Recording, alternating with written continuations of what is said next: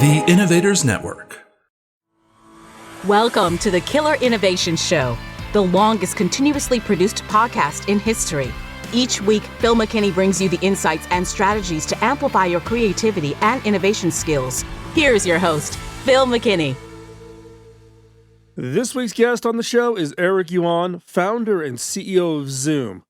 Eric and I were at an industry event at my invitation. Eric joined me on stage virtually to have a fireside chat where I had an opportunity to ask Eric a wide range of questions.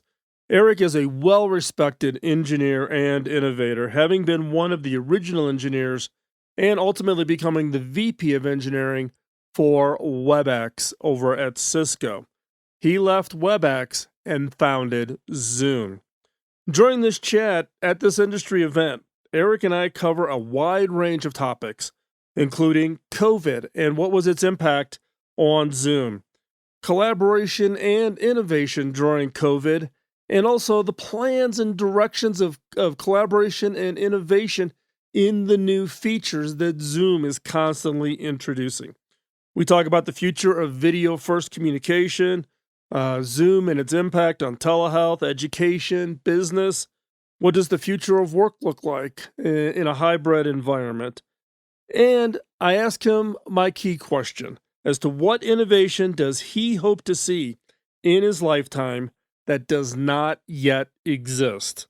But before we jump into this week's episode, I have a favor to ask. Can you like this show? Can you follow us on social media? And can you share? If you know of somebody who would benefit from hearing Eric's story, how innovation and collaboration in the world of online virtual events and virtual meetings and virtual activities, this is the episode you want to share. So please take this link, share it with others. We would greatly appreciate it. And with that, let's jump in to this week's episode. This episode is sponsored by Zoom. With Zoom, you can streamline your communication, collaboration, and creativity all in one place. Zoom is the market-leading platform that provides video meetings, voice, webinars, and chat across desktops, phones, tablets, and conference room systems. To learn more about Zoom and sign up for your free account, visit killerinnovations.com/Zoom.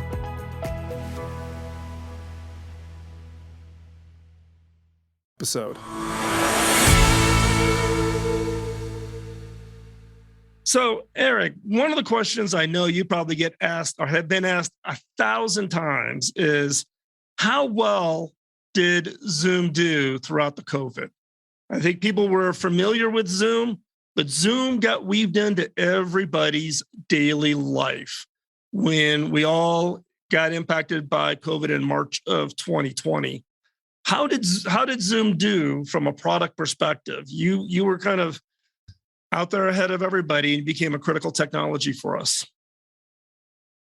Yeah, Phil, that's a great question. As you know, on a peak day in the end of 2019, our daily meeting participant, was around 10 million.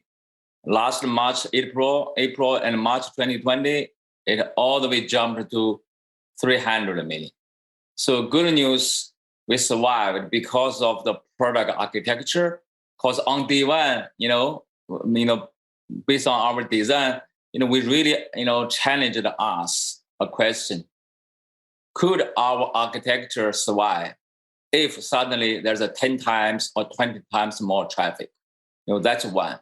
Another thing, we also supported not only our own data center, but also we support a public cloud as well. So essentially, it's a hybrid architecture. If something, and really need some more traffic, we can add more servers from those public cloud vendors like AWS or Oracle Cloud. I think because of the two factors, and we survived. Otherwise, I cannot imagine, how we can survive. Yeah, I mean, and you and I were talking in the early days of the COVID experience as you were seeing that kind of explosive growth. And I have to say, I was impressed at the ability to take on, because everybody was moving to Zoom, but other platforms. But Zoom got the dominant play with schools going on, at home, people having to work from home. What the question I'd ask, next question I'd like to talk about is what could Zoom do with a significant increase in available bandwidth? If there was more bandwidth, not only to your data centers, but more importantly to your customers, to consumers, to businesses, what could you do with that? You did great with COVID, given what was in place. But as we go forward and we're delivering, multi-gigabits types of speeds, is there something that Zoom can do with all of that increased bandwidth? Absolutely. I still think the bandwidth is the number one important thing. You and I chatted last year, right?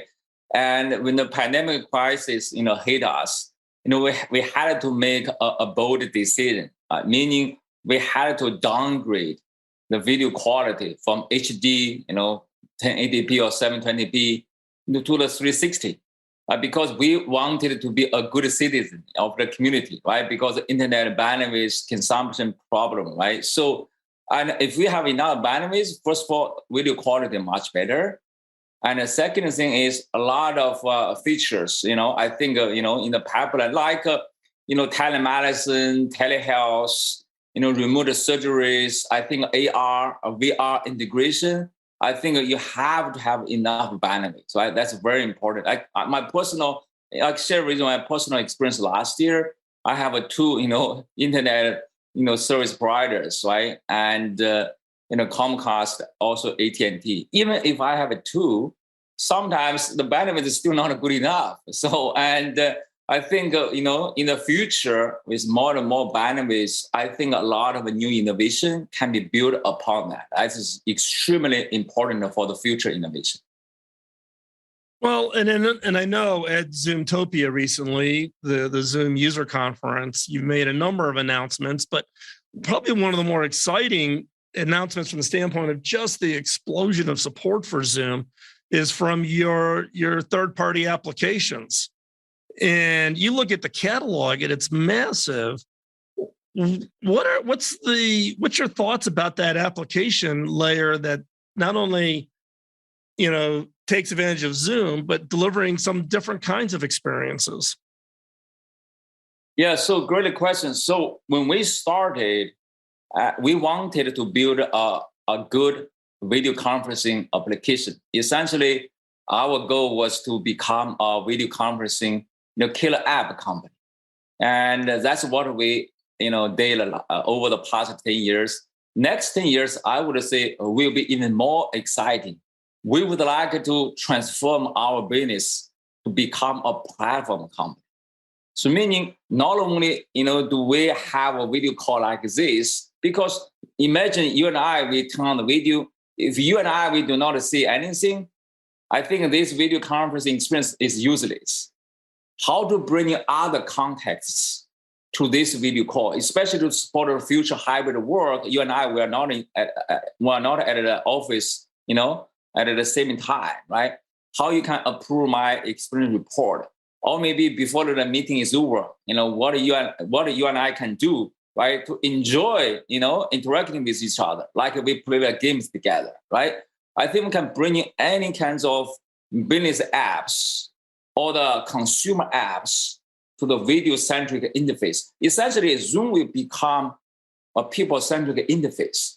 We can bring in any other third-party, contexts to this interface. That's a vision of Zoom platform. Recently we launched a bunch of Zoom apps. I can tell you, I can easily, switch my virtual background. You and I can play a game together. It's very exciting. Yeah, and in fact, I think there's been a couple of articles written about your view on travel, right? And this is even pre-COVID, and you and I've had this conversation, right? That your objective was to create an application that did not require you to travel, to be away from your family. You were definitely on the leading edge going into COVID of yourself, even during Zoom's IPO, of not traveling.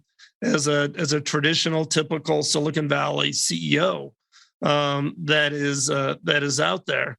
And with those kinds of experiences, I know in the back of your head, because every time you and I talk, you're always asking about features. What features, should be added to Zoom? And you add features all the time.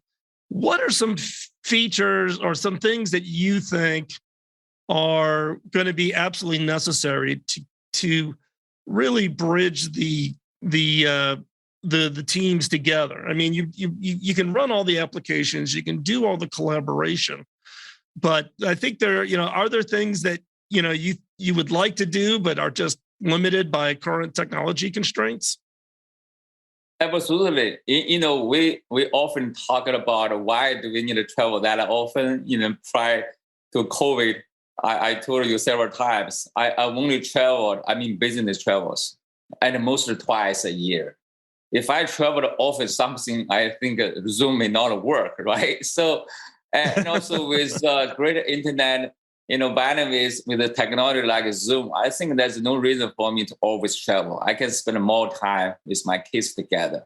Having said that, for sure, I think, with in-person meeting, I think today's still better than Zoom meeting. Because even if our vision is to deliver a better experience than face-to-face meeting, but we're not there yet. We really need some social interaction. Like Phil, you and I, we did not see for a while since COVID. And if we have, let's say if you and I meet in the Starbucks coffee, I will give you a big hug, right? And today we cannot do that, right? And you get a cup of coffee, I also cannot enjoy the smell as well, right? And plus, imagine any two person who can meet online over Zoom. And if they speak a different language, right, what we can do to leverage AI to support real-time language translation. Essentially, with technology, and in the future, Zoom can deliver a better experience than face-to-face meeting. After the meeting is over, we can automatically generate a meeting summary, action items, take the meeting notes. And, that's a world where we are going to live in the future, but we are not there yet. Not to mention with the AR integration, you and I feel like we're sitting together in the local Starbucks coffee. I think that's why we are very excited, to keep adding more and more technologies to truly make a video communication better than face-to-face meeting. So one question I'd like to ask you, this is actually a question I actually posed to Brendan, your CTO, who actually has been a great partner with the cable industry as we were working through the early COVID weeks and months in the early days.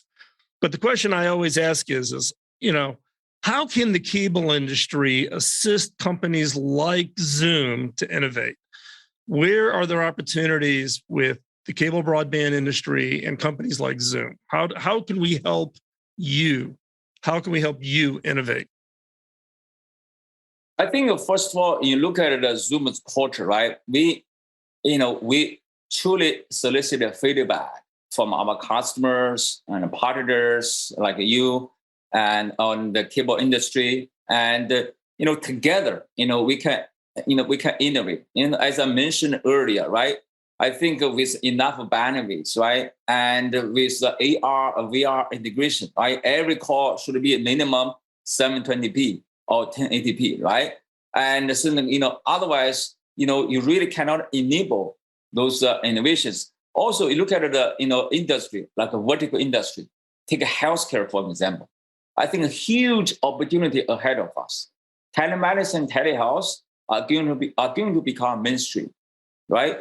And also, you look at even for the senior remote care, right? Also, you need enough bandwidth as well. Not to mention for the operating room, right? And how to support a live surgery. Imagine a doctor here in Silicon Valley, can serve a patient, that patient might live somewhere in Africa, right? With enough bandwidth, and you can support a live surgery, right? That's for the the healthcare industry. For education as well, online education, and I think with AR technology, with every classroom should be equipped with the AR device, and also like a Zoom rooms, right? And enable the HD quality. I think those kind of features cannot be done without the support of the enough, internet infrastructure. Specifically, I think the cable industry, and that's why I think future a lot of new innovations, new features can be built upon this partnership. Yeah. Let's talk about the telehealth. You brought that up, and I know that Zoom played a critical role, and continues to play a critical role even as we get hopefully to the other side of the pandemic. But the role of the Zoom plays, and your thoughts on what does the future of telehealth looks like in the form of video communication? I think telehealth. Whenever we talk about the healthcare industry, I suppose that's one area we feel very, very excited. Huge opportunity ahead of us. Even during the COVID, right? We all work from a home. We know there's no productivity loss, but guess what? The mental health is becoming a huge problem, right? Anxiety, depression, and how to leverage Zoom, right? And to address that, now patients, can be comfortable in their own homes and receive the care they need whenever they need it, right? I think, that's one area. Like another area, like a pharmaceutical development, right? At Zoomtopia, one of our customers, Bayer Marin, right, shared how they use Zoom to connect their 5,000 employees across 6 continents who work together on treatments for rare diseases, right? This is not a great example. Also, as we talk about the elder care, remote medicine helps home healthcare givers, which can allow in some patients the support they need to stay in their own homes, right? And also, the care person might live anywhere in other places. Also, we talk about a surgery, right? How to support a live surgery. And at Zoomtopia, we have a customer, Medtronic, who brought Zoom into the operating room, right? So that medical experts, could advise on surgical procedures in real time. I think all those kind of use cases and are very, very, exciting. Yeah, and in the case of the telehealth, I think everybody now has gotten used to being able just to have a normal conversation with your doctor and not needing to go into the office and sit in a waiting room and lose the travel time. So it also is that efficiency and taking down kind of the loss of productivity in between. What's when I think about Zoom, obviously in the business world, but probably one of the biggest areas that embraced Zoom early on, you were providing free licenses through COVID to school systems in order to help the learn from home. What are your thoughts about the future of education now with technologies like Zoom? What does the new normal look like, I guess, is the question. Yeah, so you are so right on. And I think the two most important vertical industries we focused on since the very beginning after our product was ready is healthcare and higher ed. I think education, especially for higher ed, online education is extremely important. Like our first paid customer was the Stanford Continuing Studies Group. Today you look at it, the high school, or K-12, we never thought about, to offer the Zoom to K-12 schools because we thought the young kids, it's better for them to go back to campus. However, last year, given what had happened, we realized, we had to and care about the K-12 schools as well. And that's why we offered free service to more than 125,000 K-12 schools around 25 countries. Because our company value is just one word, care, meaning about care about the community, customer, company, teams, as well as ourselves. To care about the community is number one important thing. That's why it's no-brainer for us to offer the free service to help those K-12 kids. Also, by doing that, we also learn, wow, I think the K-12 schools, they also can leverage Zoom. to enable, to facilitate, online education. Take, the university, for example. Quite often, I think you have, the students, they can come to the classroom. At the same time, you might have students who are willing to join online remotely, right? How to support the hybrid?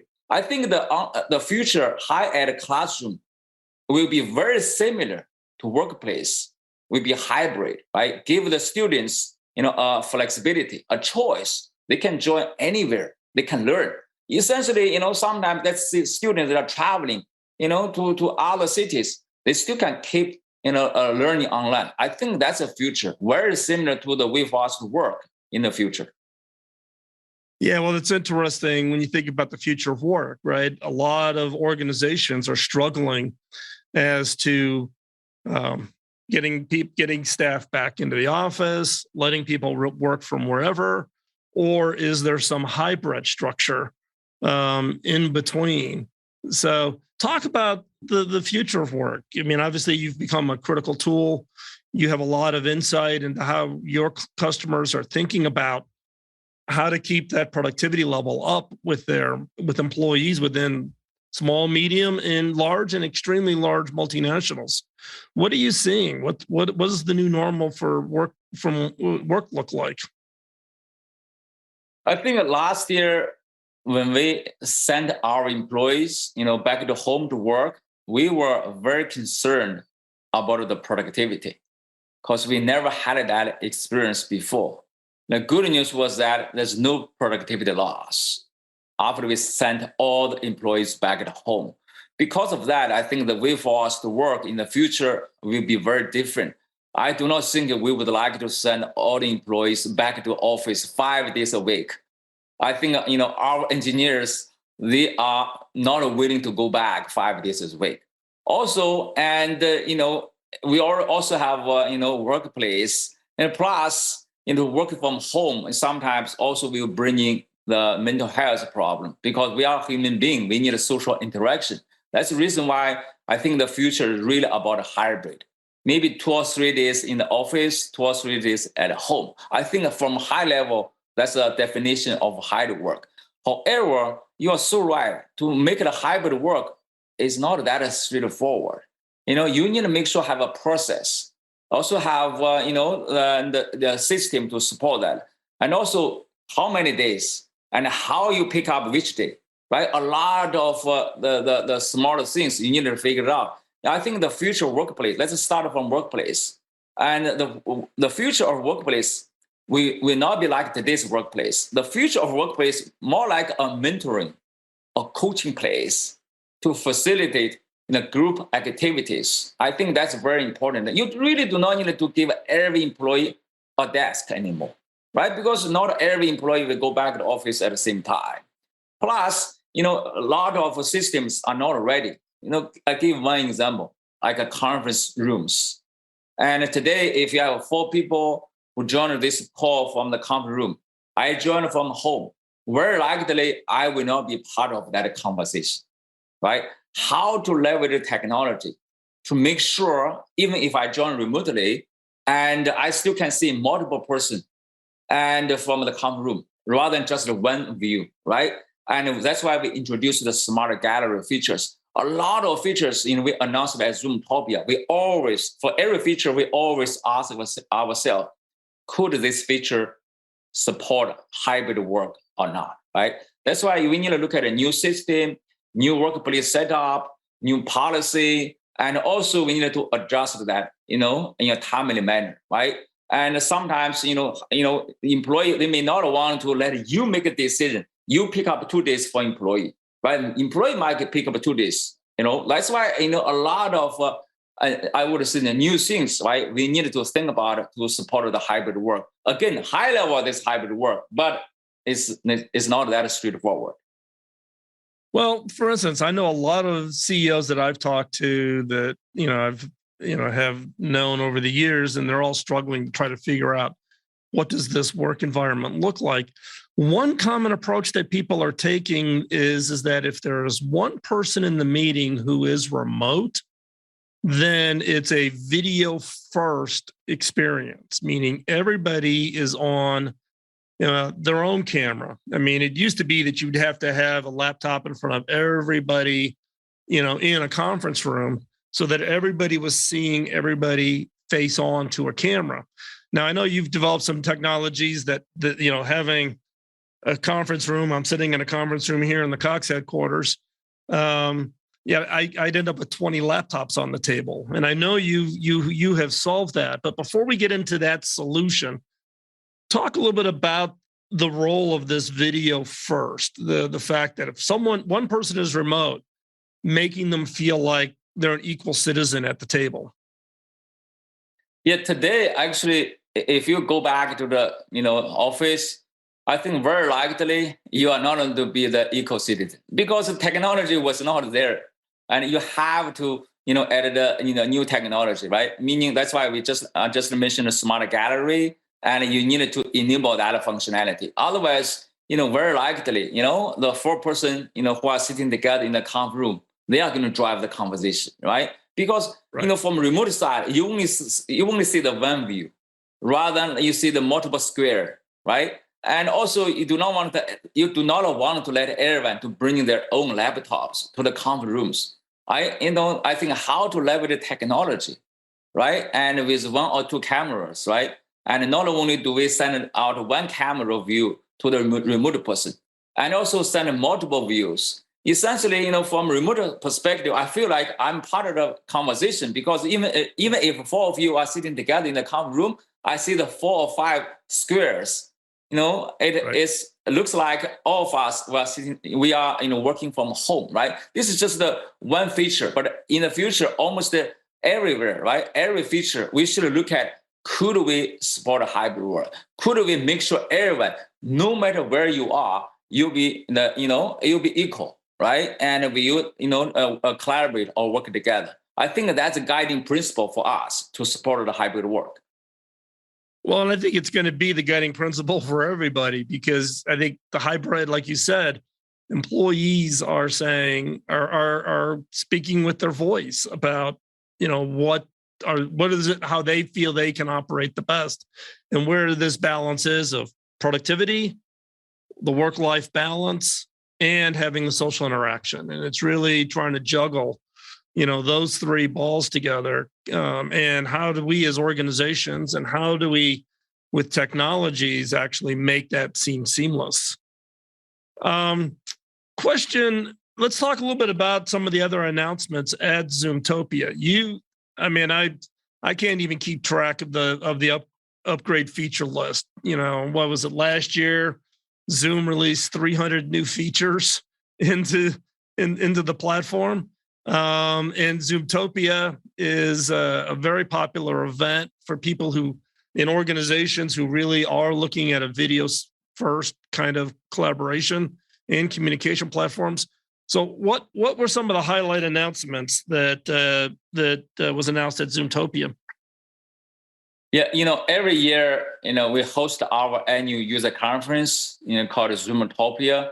And every time we are going to announce some exciting features, essentially just more like a one step further towards our dream to deliver a better experience than face-to-face meeting. Like, last month, we announced a live translation feature. And, any 2-person, even if you speak a different language, and with AI, enabled live translation, we can support that, right? So, we are very excited about that feature. And also, again, as I mentioned, we would like to transform our company to become a platform company. That's how to support that, right? That's why we are doubling down on our Zoom apps ecosystem. We announced a bunch of brand new apps, like a Docusign integration with Zoom, Docusign Zoom apps. At the same time, we also are doubling down on our SDK business. Essentially, you can embed Zoom into your own business workflow applications or any maybe some consumer apps. We support a bi-directional platform. We can bring in your app to a Zoom ecosystem, which is called Zoom apps, or we can embed SDK to your application, right? So a lot of innovations around the platform. For sure, there's a lot of smaller incremental features like we talk about smart gallery, and also how to support the hybrid work like a whiteboard as well. I think a lot of small features. Overall, the theme is very clear to enable the platform to support hybrid work, and to make sure in the future we can deliver a better experience than face-to-face in-person meeting. Yeah, and I think I wanted to point out that everybody, the thousands of people who are watching this session right now, you are actually watching an embedded Zoom experience inside of the platform of the event host. So this is an example of, as Eric is just saying, about using the SDK to take the Zoom experience. I'm on a Zoom client, Eric is on a Zoom client, but presenting it through the event host platform that we use from our event partner. So this is a perfect example of being able to take a Zoom experience and embedding it into an overall experience. And that's what Tech Expo will have over the next 3 days as everybody connects and collaborates and communicates. The one question I always like to ask, and whenever I do one of these interviews for my radio show is we've been talking a lot about Zoom, but Eric, you are a well-known, well-respected engineer. You work at WebEx. You're founding and architecting the Zoom platform, and now leading. As being the guy, the person behind the scene who really set up Zoom as it is. I'm interested in your view, not of Zoom, but of innovation in the future. If you could sit back and just, had an opportunity to think about what innovation would you hope to see in your lifetime that does not exist today? What innovation would that be? What would be an innovation that you hope to see in your lifetime that does not yet exist today? Yeah, thank you, Phil. I think, before I answer to that question, I would like to leverage this opportunity to thank everyone working in the cable industry. I'm so grateful. Without, the cable industry's great contribution, great work, there's no way for us to survive, since the COVID, right? And really, really grateful. I think back to your question, I think technology-wise, I think we are living in absolutely in the right time, because there's so many new things. I think that where we feel like there's a new technology that can truly help us to think about something we never thought about before in the history. Like space traveling, right? Nobody thought about it before. Like recently, Jeff Bezos, or others, right? And they traveled in the space. I think how to facilitate that, meaning in the future, more like a shuttle bus. I wanted to travel to the moon, right? And I can online order a ticket. Phil, you and I, we can travel together. I hate traveling, but I'm okay to travel to the moon, right? I think I order an online ticket, tonight, you and I, we are going to have a drink in the moon, right? Technology like that will be very, very, exciting. And also the biotech as well. I think huge opportunity for the biotech. You look at the mRNA technology. Imagine without that, probably we still stuck at home, without the vaccine, right? How to leverage the mRNA technology.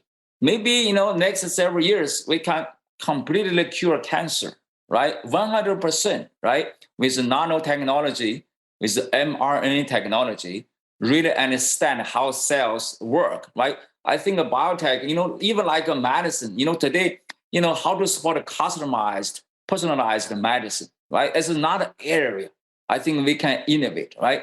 I think those technologies, right? I think also, another, area like, we just talked about, you and I can travel to the moon. What if we can explore the ocean, right? Rather than you and I will dive to the ocean to explore, right? How to leverage, the remote robots, right? From online, one click, we can send an AI-enabled, great robot right? To explore the ocean. You and I, we can sitting together, enjoy that, to control that. I think, think about technology, a lot of new things. I think I'm very, very excited.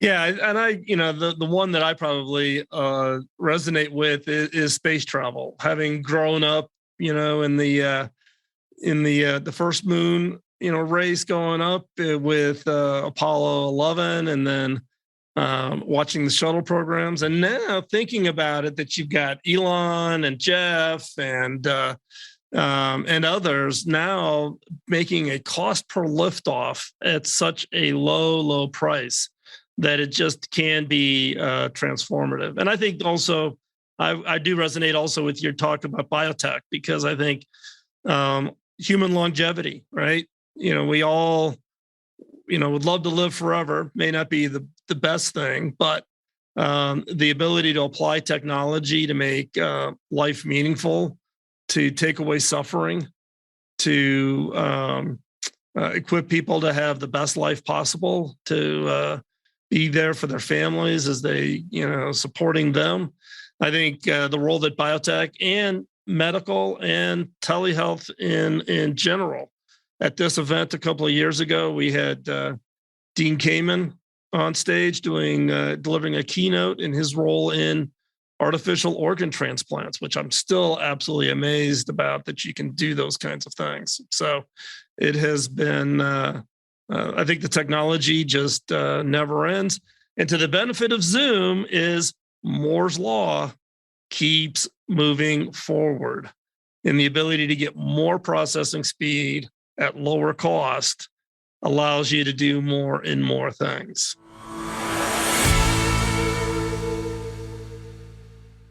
Eric is a close friend. I just want to be transparent on this. He has been a sponsor of this show for more than 8 years. We've been using Zoom here in the studio to do our interviews with guests long before COVID.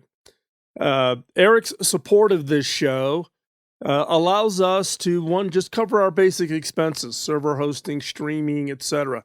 Any money left over from the Zoom sponsorship goes to the nonprofits that we work with, Hacking Autism being the most prevalent one. And we want to thank Eric personally and Zoom as a corporation for their support of this show and the support of the nonprofits like Hacking Autism. He's also a great example of a CEO who just gets innovation. Over the last 12 months, Zoom has been averaging 300 new features a year into their product and platform. If you ever run into Eric in out and about, the first question he will always ask you is, do you use Zoom? And what new features would you recommend they look at putting in?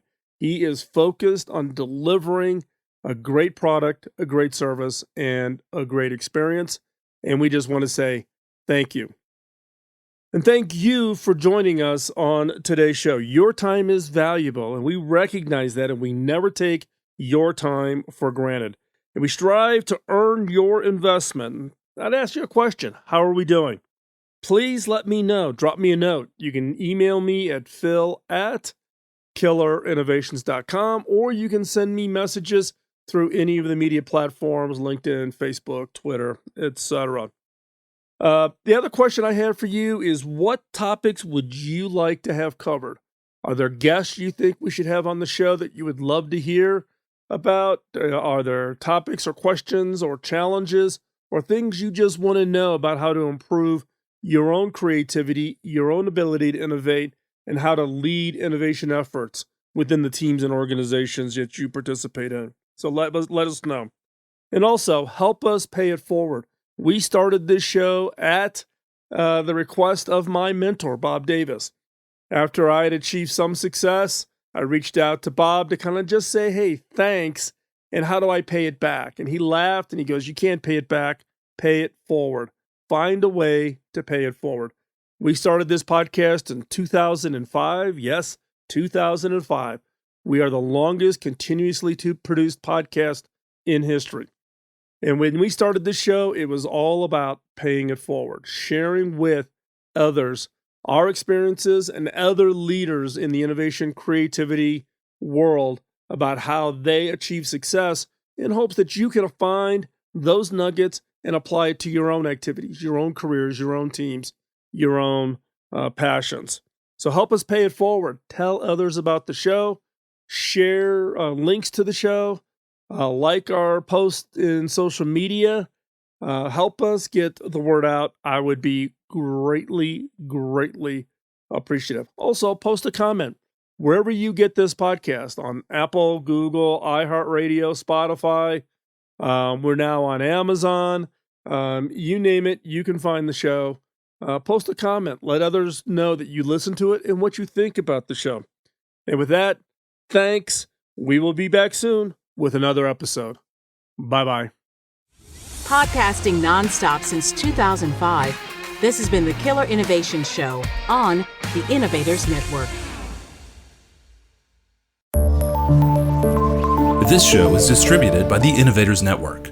For more information and other great shows and content, visit theinnovators.network.